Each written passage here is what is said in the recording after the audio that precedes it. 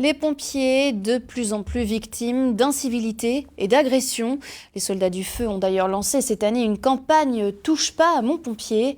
Et à Reims, cette semaine encore, une plainte a été déposée après une intervention. Un sujet de Céline Lang et Paul-Antoine Boudet. Il y a quelques jours, l'adjudant J s'est fait agresser lors d'une intervention à Reims. Des insultes, des coups de tête et de poing de la part de la victime qui heureusement ne l'ont pas blessé, mais qui étonne toujours. Se faire agresser ne fait pas partie des risques du métier. Au tout début, on se sent surpris, puisqu'on ne s'attendait pas à cette réaction.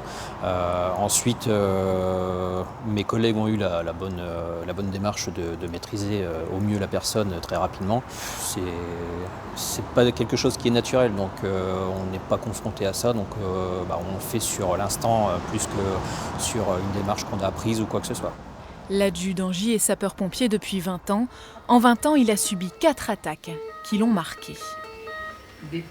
Les pompiers de la Marne sont encore relativement épargnés par les agressions, même si elles sont en croissance constante. On en compte 16 l'année passée, déjà 17 à la mi-2018.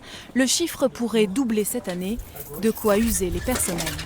Nous leur proposons un soutien, un accompagnement sur le plan physique, surtout sur le plan psychologique. On essaie de les accompagner, qu'ils puissent revenir en activité opérationnelle, retourner en activité de la manière la plus sereine, et puis pour éviter que les séquelles s'accumulent au cours d'une carrière, notamment pour nos sapeurs-pompiers professionnels.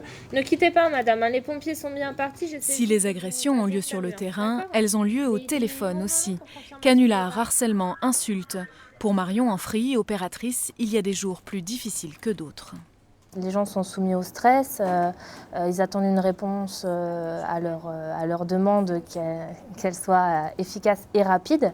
Or nous, c'est vrai qu'on a besoin d'un maximum quand même d'informations pour envoyer les moyens adaptés. Donc effectivement, le questionnement peut paraître des fois long et du coup suscite leur agacement. Les pompiers ont lancé cette année une grande campagne de communication contre les agressions. Au niveau national, elles ont augmenté de 17,6% en un an.